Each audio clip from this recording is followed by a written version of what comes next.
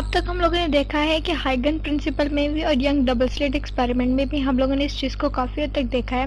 कि अगर आपके पास ये प्लेन वेव फ्रंट आ रहे हों, लेट्स सपोज कि आपके पास ये प्लेन वेव फ्रंट है, किसी भी सोर्स से प्रोड्यूस हुए हैं, और इसके आगे आप लोग अगर कोई स्लिट रख दें, कोई इस तरह से स्लिट्स रख दें, किसी स्क्रीन के अंदर स्लिट्स हों इस तरह से, तो उसके बाद क्या होता है कि जब ये प्लेन वेव फ्रंट इस स्लिट्स में से पास करते हैं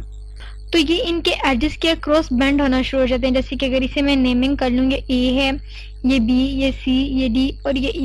ई है, तो आप देखेंगे जब ए वाला वेव फ्रंट इस स्लिट के थ्रू पास करता है तो वो प्लेन वेव फ्रंट है, तो जब वो इसमें से पास करेगा तो थोड़ा सा बेंड हो जाएगा। ये हमारा ए वाला था। इसके बाद हमारा बी वाला भी थोड़ा सा इस तरह से बेंड हो जाएगा, फिर देन हमारा सी वाला वेव फ्रंट इस तरह से बेंड हो जाएगा, और डी वाला इसी तरह से, हमारा ई वाला भी इसी तरह से बेंड हो जाएगा। तो लाइट वेव के या वाटर वेव या किसी भी वेव के किसी भी स्लिट के अक्रॉस बेंड होने को उस चीज़ की डिफ्रैक्शन कहते हैं। यानी कि अगर प्लेन वेव फ्रंट किसी स्लिट में से पास कर रहा हो और उसके अक्रॉस बेंडिंग शो कर रहे, उस रुकावट के, उस हर्डल के अक्रॉस अगर वो बेंडिंग जो है वो शो करते हैं, तो इस चीज़ को हम लोग डिफ्रैक्शन कहते हैं। जो डिफ्रैक्शन होती है वो किसी भी स्मॉल से हिंड्रेंस या स्मॉल से ऑब्स्टेकल के अक्रॉस भी बेंडिंग हो ना, लाइट की किसी भी छोटी सी रुकावट है, चाहे वो ख्वाह एक छोटा सा सर्कल ही क्यों ना है, एक वो छोटी सी प्लेट ही क्यों ना है, इसके अक्रॉस भी अगर लाइट वेव यूं बेंड करती है तो बेंड करने के बाद इस चीज़ को उसकी डिफ्रैक्शन ही कहा जाता है। सिमिलरली अगर ये आपका सर्कल है तो इससे डिफ्रैक्ट होने के बाद यहाँ पर जो आपको लाइट मिलती है, आप उसे यही कहेंगे कि ये डिफ्रैक्शन ऑफ लाइट है। जैसा कि आप देख सकते हैं कि अगर यहाँ पर आप कोई लाइट सोर्स रखें और ऐसी स्लिट इस्तेमाल करें जिसमें बहुत ज़्यादा स्लिट्स हों, ऐसी स्क्रीन इस्तेमाल करें जिसमें बहुत ज़्यादा नंबर ऑफ स्लिट्स हों, तो उसमें से जब लाइट पास करती है तो हर स्लिट में से लाइट जब पास करेगी तो वो डिफ्रैक्शन शो करती है। यही वजह है कि जब हम लोगों ने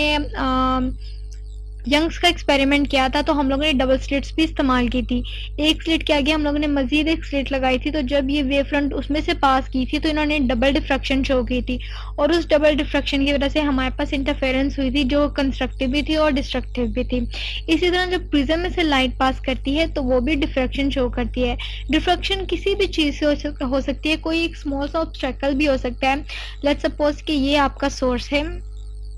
ये लीजिए कि ये आपका सोर्स है, स्मॉल सा सोर्स है आपका, और ये कोई स्मॉल सा सर्कल है, इस तरह से ये एक सर्कल है।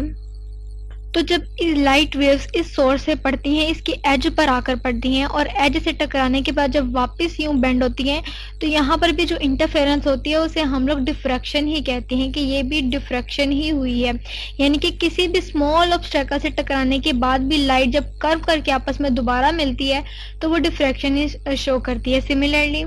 अगर आपके पास यहाँ पे कोई स्लिट हो इस तरह से, या आपके पास एक स्लिट है और यहाँ पर भी कोई एक सोर्स ही पड़ा हो, तो इससे जो लाइट रेज निकलेंगी वो भी इसके इस एज से डिफ्रैक्ट करेंगी और वापस कर्व हो जाएंगी। जैसे कि इस तरह से इसके एज से आया, टकराया और वापस दोबारा में इंटरफेरेंस कर लिया। यहाँ से लाइट वेव्स आती हैं, इसके एज से टकरा कर दोबारा कर्व हुई और यहाँ पर जाके दोबारा मिल लिया, तो ये भी डिफ्रैक्शन ही है। इसे भी हम लोग कहेंगे कि यहाँ पर भी डिफ्रैक्शन हो रही है। इसके अलावा आपने देखा होगा कि आपकी जो पेंसिल्स होती हैं, लेट्स से कि ये आपकी कोई पेंसिल है और पेंसिल के ऊपर उसकी नोब होती है, ये थिन सा उसका पार्ट होता है और ये आपकी पेंसिल है। अगर आपके पास कोई लाइट सोर्स हो, लेट्स सपोज कि आपके पास कोई लाइट सोर्स है जिससे कि लाइट रेज निकल रही हैं, तो लाइट रेज अगर इसके एज से आकर टकराती हैं और वापस यूं बेंड हो जाती हैं, तो इस चीज को भी आप लोग डिफ्रैक्शन ही कहेंगे। चूंकि लाइट बेंड हुई है और किसी स्मॉल सी ऑब्स्टेकल, किसी रुकावट से टकरा कर बेंड होना लाइट की डिफ्रैक्शन कहलाता है। लाइट वेव्स हों, वाटर वेव्स हों या साउंड वेव्स, कोई भी वेव्स हों, अगर वो किसी ऑब्स्टेकल से, किसी रुकावट से टकरा कर बेंड होती हैं तो उसकी जो बेंडिंग होना है उसे आप लोग डिफ्रैक्शन कहते हैं। इसके अलावा अगर यहाँ पर लेट्स सपोज कि हमारे पास एक स्क्रीन है और इस स्क्रीन के अंदर यूं हमारे पास ये सर्कल सा एक होल बना हुआ है और यहाँ पर हम लोग एक सोर्स इस्तेमाल कर लेते हैं। लेट्स से कि ये हमारा वो सोर्स है जो लाइट प्रोड्यूस कर रहा है। तो जब लाइट रेज इसके अंदर से गुजरती हैं, जाहिर सी बात है काफी ज्यादा लाइट रेज प्रोड्यूस कर रहा होगा। जब लाइट रेज यहाँ से गुजरती हैं तो पीछे रखी हुई स्क्रीन के ऊपर हमारे पास इस तरह से सर्कल से बनना शुरू हो जाते हैं जो कि डिफ्रैक्शन शो करते हैं। इसी तरह से अगर हम एक ऐसी स्लिट ले लें जिसके अंदर सर्कल की बजाय एक यूं प्लेन सी लाइन बनी हो, जैसे कि ये एक हमारे पास स्क्रीन है जिसके अंदर हमारे पास इस तरह से एक स्लिट का दरमियानी वक्फा रखा हुआ है। हम लोगों ने इसे दरमियान से थोड़ा सा ब्रेक किया हुआ है एक स्लिट की तरह, जिस तरह से हम लोगों ने यंग्स के एक्सपेरिमेंट में इस्तेमाल की थी स्लिट्स। अलग से कि वो हमारे पास सोर्स है जिससे लाइट रेज जो है वो प्रोड्यूस हो रही हैं। तो जब लाइट रेज इस स्क्रीन के अंदर से गुजरती हैं, इस स्लिट के अंदर से गुजरती हैं, तो आगे रखी हुई स्क्रीन के ऊपर जो हमें पैटर्न नजर आता है वो भी हमें इस तरह स्लिट्स की तरह आता है, और इरेगुलर पैटर्न की स्लिट्स हमें नजर आती हैं जब लाइट रेज इसमें से पास कर जाती है। तो ये सब की सब डिफ्रैक्शन की ही कैटेगरी में आ जाता है। यानी कि डिफ्रैक्शन का मतलब ये है कि अगर आपके पास कोई भी वेव हो, कोई किसी भी तरह की हो, प्लेन वेव फ्रंट हो, सर्कुलर वेव फ्रंट हो, या आपके पास स्फेरिकल वेव फ्रंट हो, इसे किसी ऑब्स्ट्रैकल में से गुजरना हो, जैसे कि यहाँ पर आप दो रुकावटें इस तरह से रख लें और इसमें से इसे पास कराएं,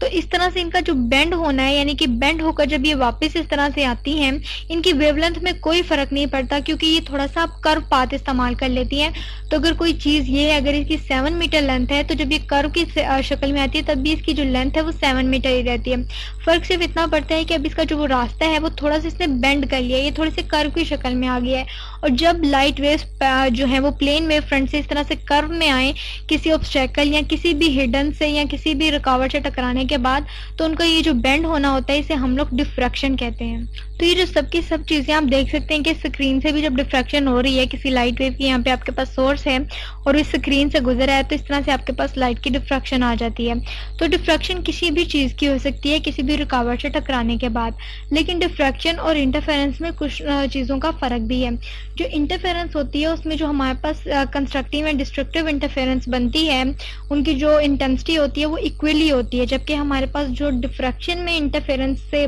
ब्लैक स्पॉट बने या हमारे पास ब्राइटनेस आए, वो इक्वल इंटेंसिटी के नहीं होते, बल्कि हमारे पास जो डार्कनेस आती है मे बी वो बहुत ही लाइट हो और ब्राइटनेस बहुत ही ज्यादा जो है वो ब्राइट हो, यानी कि वो इक्वली इंटेंसिटी नहीं आती उनमें, जबकि इंटरफेरेंस में जो है वो इक्वली इंटेंसिटी आती है। इसके अलावा जब स्लिट में से आप लाइट वेव को पास करेंगे तो डिफ्रैक्शन जो आपके पास आई है, जैसे कि आप यहाँ देख सकते हैं फ्रिंजेस के फॉर्म में, ये इरेगुलर होती है, रेगुलर फॉर्म में नहीं आती, जबकि इंटरफेरेंस में जो फ्रिंजेस बनते हैं वो बिल्कुल रेगुलर पैटर्न पे बनते हैं।